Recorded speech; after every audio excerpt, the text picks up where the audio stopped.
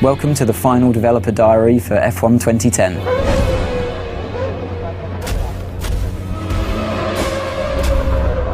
At the beginning of a game, you don't start off as a test driver, you start off as a driver that's managed to secure a seat in a team at the beginning of the year. You know, in the real world, before you go to a track, before you start the season, you're fully aware with your team what the expectations are. Depending on the kind of difficulty level that you've selected, that determines the teams that are open to you at the beginning of the game.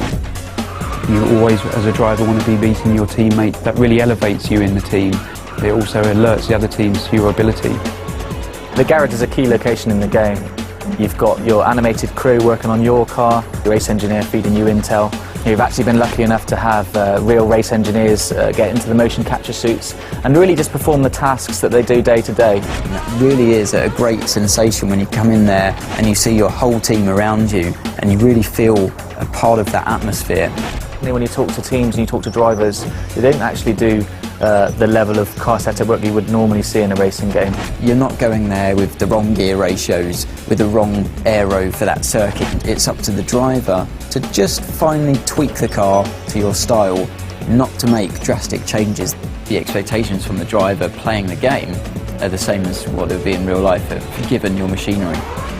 You know, at the end of the day, the teammate that you have is the only direct competition that you have through the whole season.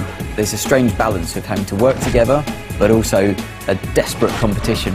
Where it gets a little bit personal is when it comes to events like qualifying and the race, definitely, where you're just out there to beat him no matter what. Your agent, the media and the paddock itself are your feedback mechanism for how well you're doing in the game. The paddock themselves vary location to location. We've got a night paddock in Singapore, Melbourne's built in a park, and you're going to see the key buildings. So the paddock's going to get busier, more press there, more pit girls hanging around, more rival drivers interested in you, the better you do on the track. We've got two different types of media in the game. You've got the impromptu media and you've got the press conference. When you speak to the characters in the press conference, it's usually about your race weekend performances. They're not so sensationalist. It's an easier ride for you, definitely, but it's still a moment of celebration. Impromptu characters hanging around the paddock lane, they're always willing to take your first comments when you come out of practice, qualifying and race. The hardest thing, I think, is that if you've had a bad result, then you have to speak to the media and you have to remain calm and always say the right thing. You have to be a little careful of what you say to the media. Sometimes you'll say things in the heat of the moment. You're the only one that you can blame at the end of the day if you slip and open your mouth and say something you shouldn't have. And you finished on the podium, it's 1, 2, 3, you can tell the press conference characters all about the race weekend. Those are all of the things that I want to try and portray in the game as what happens in real life. Way beyond any computer game I've ever played before.